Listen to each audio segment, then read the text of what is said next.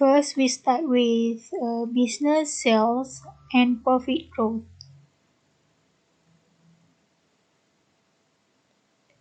To find out a business sales and profit growth, we should find out a current sales and prior sales. The formula that we use to get is current sales minus prior sales, and we can calculate the sum by using the formula in Microsoft Excel.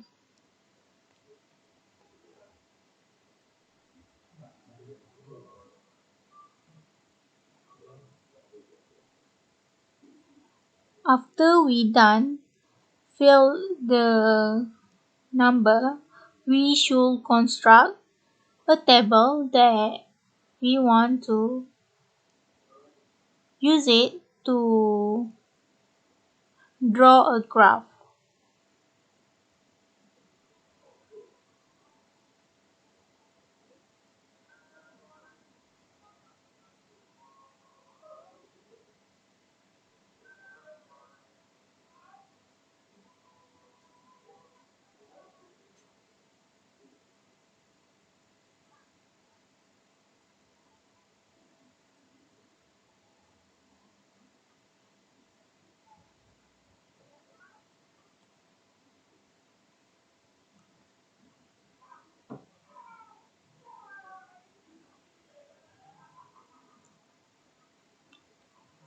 We can easily draw a graph by clicking on insert and choose the graph that we want to use,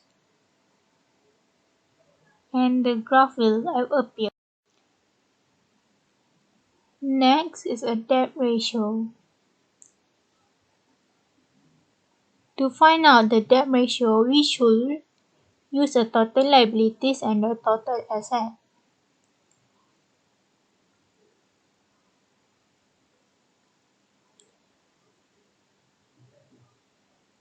The formula that we use to calculate a debt ratio is total liabilities is divided by total asset.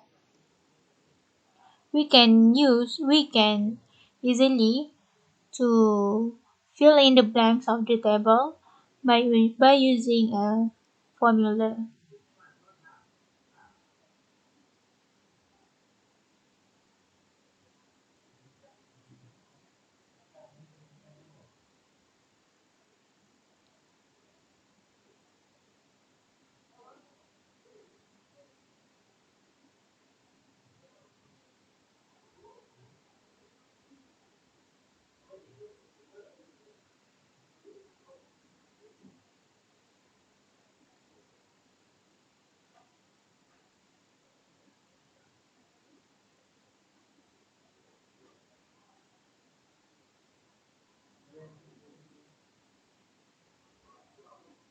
After we done to construct a table, we can easily construct the graph by clicking on inserts and choose the graph that we want, and the graph will appear.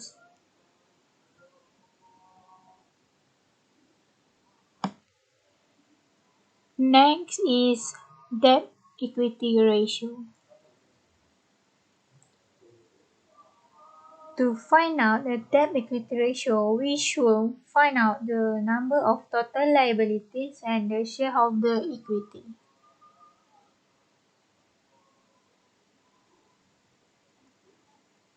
The formula that we use to construct a debt equity ratio is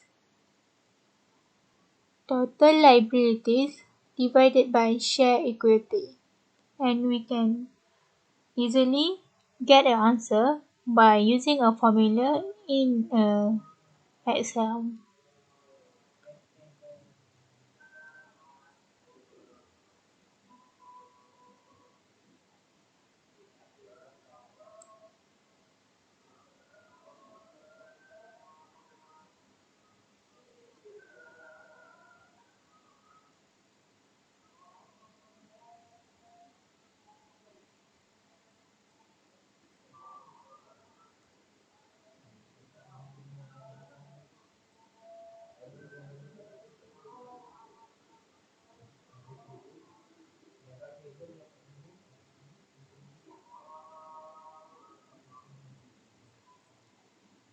After we done to construct a table, we can easily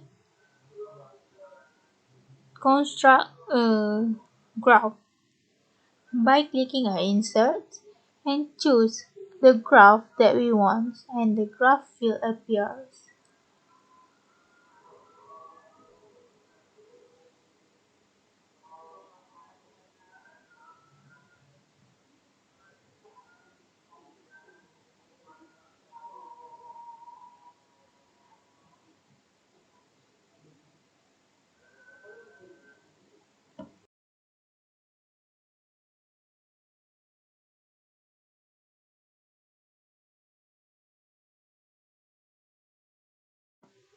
Next is variable turnover ratio in day. To find out a variable turnover ratio in day, we should find out the cost of sales and account payable. Before we find out the variable turnover ratio in day, we should find out a variable turnover ratio. The formula that we use to find out a variable turnover ratio is cost of sales divided by account payable and divided by 2.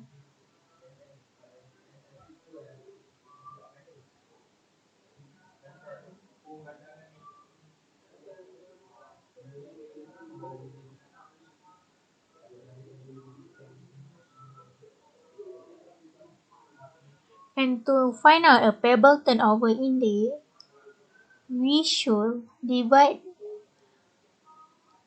360 day divided by payable turnover ratio.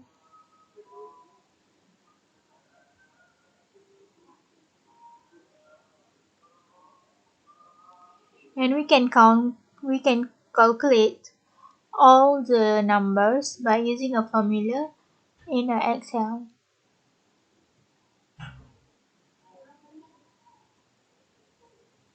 The number will appear automatically when we choose the number that we want.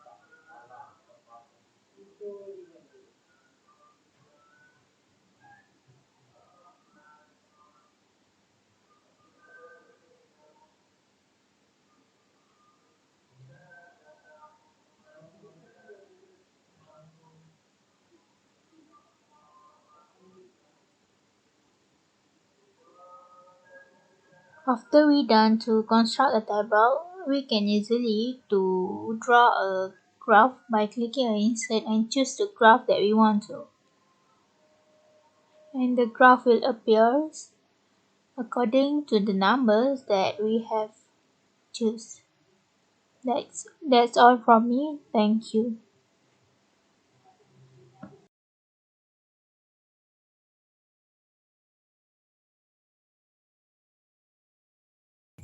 Assalamualaikum. I'm Nur Izzata Hafiza, and I'm going to show to you about how to find liquidity analysis using Microsoft Excel.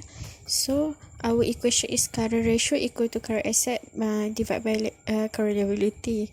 So for the current ratio, how to make that if you put any value here and you got answer directly, so you just click on the current ratio box, you put equal.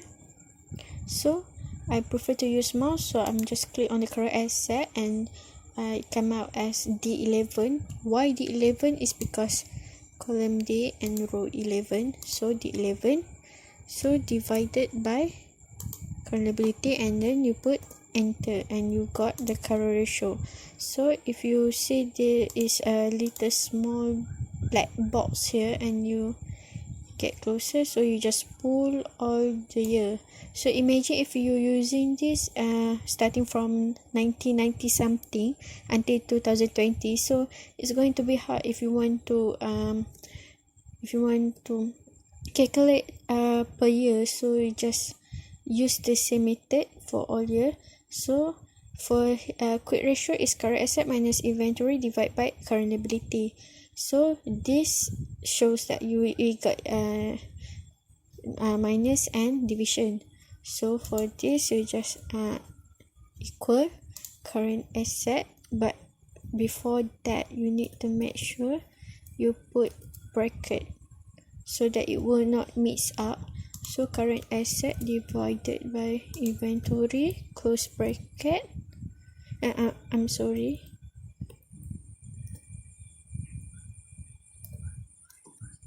Bracket current asset minus inventory, close bracket, divided by current liability. So enter. Like so, drag all year and you got that. So for net receivable turnover ratio is net credit sale divided by average account receivable. So for the net credit sale, we need to do is gross credit sale minus the return. So our group use KPJ company. So KPJ is a company that provide you services, so there would not be any sale return. So our net credit sale is here, and for the average account receivable is opening balance plus closing balance minus divided by 2. So equal opening balance plus closing balance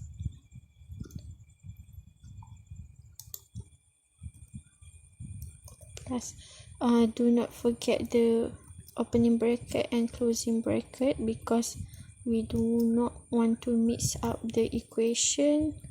Divided by 2. So enter, and you can drag all of this and you got all the answers. So I'm just going to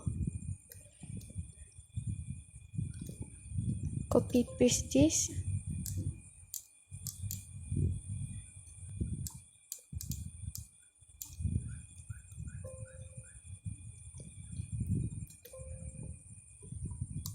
Okay, sorry, so we got copy paste. Okay,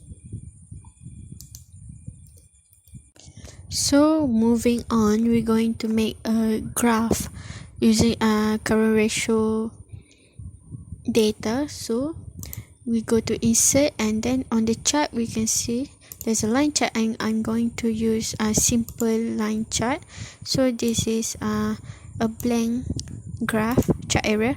So right click and I go to select data. So here we got ledger entries in bracket series, so you just click add, and the series name I'm going to use this CR. You're going to type it CR. Okay, so for the series values we're going to leave it blank, so we put OK. So for the series value, you're going to drag all the way here 2015, 16, 17 data. So we're going to put OK. So our data basically almost complete. So on the horizontal category, we're going to go to exit, and axis label range, I'm going to choose the year 2015 to 16 and 17. I'm going to click OK. Okay, so right now I'm have my current ratio graph, which shows us that on 2015 it's increasing. At 2016 it start to decline until 2017. So basically all the data can use to make this graph. It's very easy.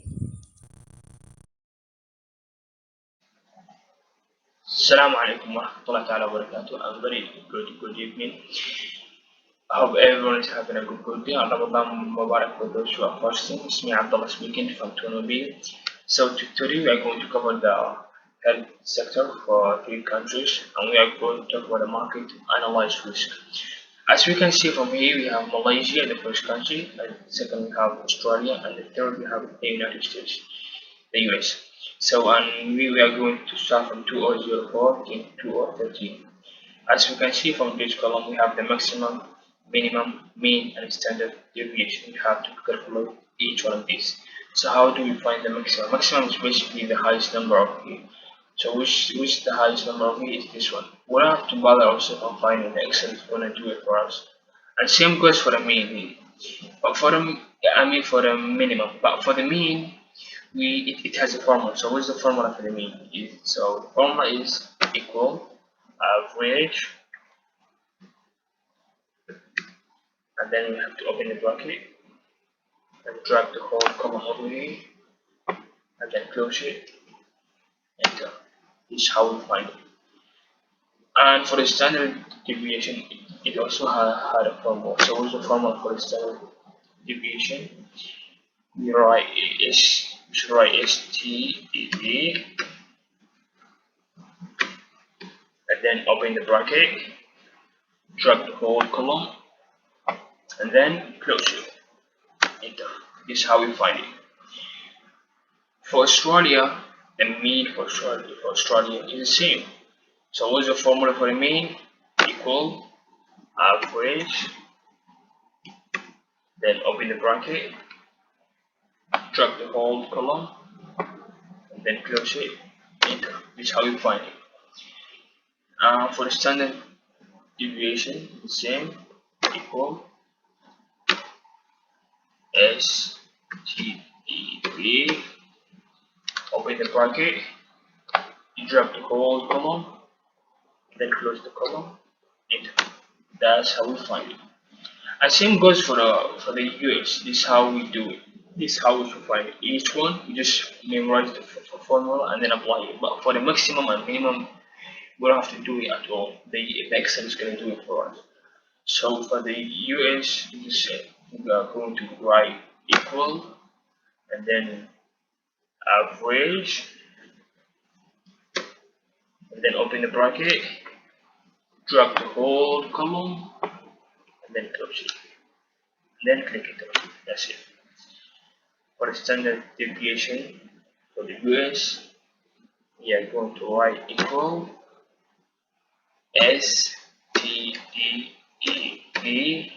then open the bracket, and then we are going to take all the column right here, and then close it, and then click what? Then we are going to click enter. This is how we find it. So for a multiple regression, we will open the data and then look for something called the data analysis. And then after that, two things is gonna appear for us. The first one is the X output and the second one is the Y output. So for X output, we are going to click the whole years and apply them right there. And for the Y output, we will take the three countries combined and then apply them right there. After we click OK, then this table is gonna appear. So from this table, from this we can see that the coefficient for the three countries is, for example, for Malaysia is 1997, and this for Australia, and this for the US, and this the standard deviation, and this the t statistical, and this the p value. And as we can see from here, the observation is 10 years. 10 years it refers to the 10 years started from 2014 to 2013. And that's it from us. Thank you very much.